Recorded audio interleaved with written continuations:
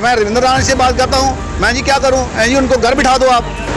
नमस्कार, मैं राजकुमार और आप सब ने देखना शुरू कर दिया है द न्यूज़ रूम 24 आवाज़।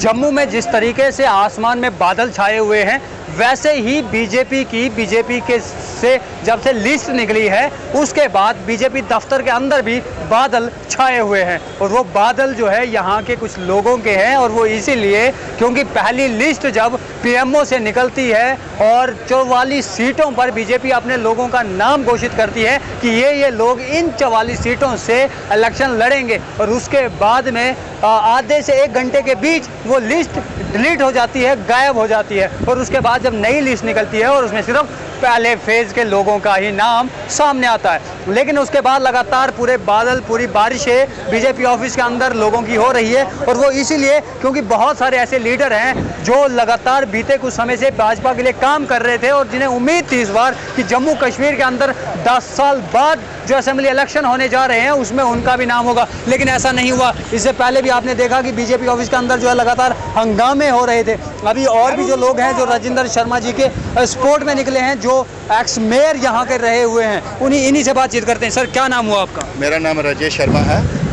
मैं आपके माध्यम से ये बताना चाहता हूँ कि एज पर मेयर जो इन्होंने इतना काम किया, मतलब सुबह 9 बजे से लेके 11 बजे तक जो अपने दफ्तर में बैठे रहते थे, और पब्लिक उनको सिर्फ मात्र 9 महीने का जो समय दिया गया, उस 9 महीने में जितने पूरी पब्लिक को उन्होंने अपने साथ जोड़ा, और बच्चा और ईमानदार जम्मू और शानदार जम्मू जिसने नारा दिया था, और वाकई ही ईमानदारी से काम किया, और बच्चा उनका जो उनके साथ था, ताकि वो उनको वहाँ से एक इलेक्टेड करके वहाँ से एक टिकट दी जाए ताकि वो जीते। और हमें जम्मू वालों को ये विश्वास था कि ताकि वही एक ऐसा आदमी है जो निष्पाक और निस्वार्थ दोनों तरह से काम करके वो चलता है, और ना किसी को खाने देता है और ना खाता है। लेकिन पार्टी हमारी भाजपा ने उनकी तरफ ध्यान नहीं दिया।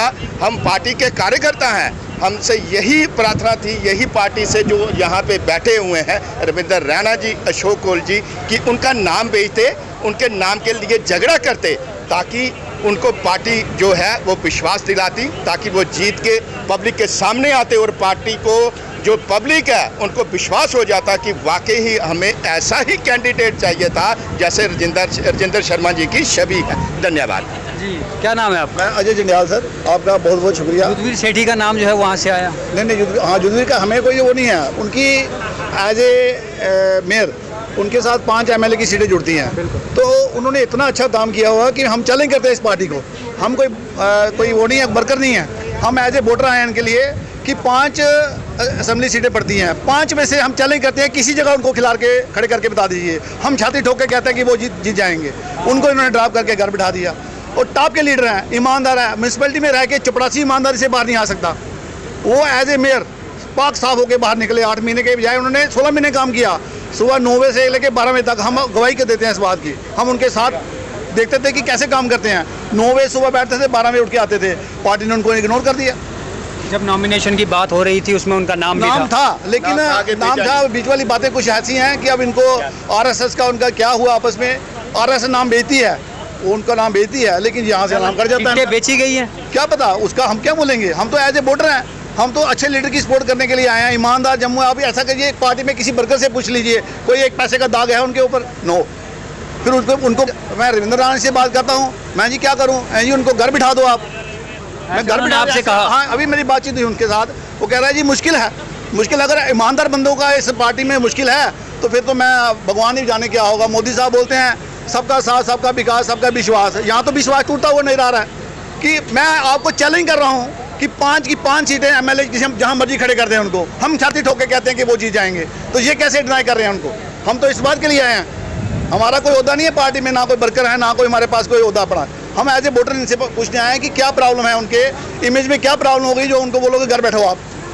तो घर कैसे बिठा दूँ? जुझारू लेटा, पढ़ा लिखा है, और ब्यूरोक्रेसी से बात करता है, ढंग से बात करता है, छाती ठोक के। ऐसे करते के बात नहीं करता, वो छाती ठोक के बात करता, उसको घर बिठा देते हैं। हमारी समझ तो बाहर है क्या हो रहा है। हम तो मोदी की माला सुबह से हम जपते रहते हैं, लेकिन इधर कुछ देखते हैं, कुछ और ही नहीं रहा है। बड़ी हैरानी वाली बात है। मैं आपका बहुत बहुत शुक्रिया अदा करता हूं कि जो आप मीडिया के थ्रू हमारी सेंट्रल गवर्नमेंट तक हमारी आवाज़ पहुंचाइए कि हमें लीडर चाहिए और राजेंद्र शर्मा जैसा, चाहे कहीं से खड़ा कर दो। होता ना, कोई कहता है जी मेरे को ईस्ट दे दो, कोई कहता है वेस्ट दे दो, हम कहते हैं कि पांचों में से कोई सीट दे दो उनको, हम जीत के बताएंगे कैसे जीता वो। और बिना पैसे के पहली इलेक्शन लड़ी उन्होंने 26,000 में इलेक्शन लड़ी म्यूनसिपल काउंसिलर की। मैं चैलेंज करता हूँ 26,000 में कोई इलेक्शन जीत के बिठाए, नहीं बता सकता। उन्होंने 26,000 में, सिर्फ 26,000 में इलेक्शन जीत के बताई उन्होंने। कहाँ गलतियां रह गई? क्या बीजेपी उनको समझ नहीं रही है या बीजेपी को भरोसा नहीं है उन पे? ऐसा है कि इनको डर है कि जैसे बगड़ बिल्ला आता ना, सब डरते हैं उससे। इनको लगता है कि हमारी दुकानदारी बंद हो जाएगी। कोई एक बंदा ईमानदार चाहिए या नहीं चाहिए पार्टी में? हम छाती ठोक के इतने बंदे कह रहे हैं कि वो ईमानदार है। आप उनके ऊपर एलिगेशन लगाइए, कोई इस पर नुक्स निकालिए, हम उनको पकड़ेंगे भाई आप में नुक्स नहीं कर रहा है, कोई नुक्स नहीं कर रहा। अगर नुक्स कोई नहीं कर रहा तो उसको घर बैठा दें। जंगल लीडर है वो, MBA करके पार्टी ज्वाइन की, उसे MBA करके, पुणे से MBA करके ज्वाइन की पार्टी। उस बंदे 22 साल से वो पार्टी के लिए काम कर रहा है। उसको बोलेंगे घर बैठ जाओ आप, तो हम उसको घर थोड़ी बैठने देंगे। एक यंग और पढ़े लिखे लीडर को, और उन्होंने कहा कि रविंदर रैना से जब बातचीत हुई तो उन्होंने कहा कि उसे घर जो है बिठा दीजिए, कुछ नहीं हो सकता है। और ये लोग वहाँ से जो है इनकी फरियाद लेकर यहाँ पर पहुँचे हैं, ये देख सकते हैं। और ये इसीलिए यहाँ पर आए हैं क्योंकि इनको राजेंद्र शर्मा के लिए टिकट कंफर्म चाहिए। और लेकिन भाजपा के अंदर मैंने आपको बताया कि जिस तरीके से जम्मू में अभी मौसम में बादल, काले बादल जो है वो आए हुए हैं, वैसे ही ठीक ये देख सकते हैं कि हम बिल्कुल दफ्तर के बाहर खड़े, और दफ्तर के अंदर भी सुबह से, जब से बीजेपी ने अपनी बीजेपी के लोगों की नामकरण की लिस्ट जारी की है, क्योंकि आप जानते हैं कि 27 तारीख को आखिरी दिन है जब लोगों को अपना नाम, यानी कैंडिडेट्स को अपनी अपनी कॉन्स्टिट्यूएंसी से अपना नामांकन करने के लिए जाना है, अपना मैंडेट भरने के लिए जाना है। लेकिन उसी बीच बीजेपी सुबह अपनी लिस्ट निकालती है और उसके चंद घंटे बाद ही उस लिस्ट को निष्कासित कर दिया जाता है। और वो इसलिए क्योंकि भाजपा के अंदर के लोग थे जो दावेदार थे, जो चाहते थे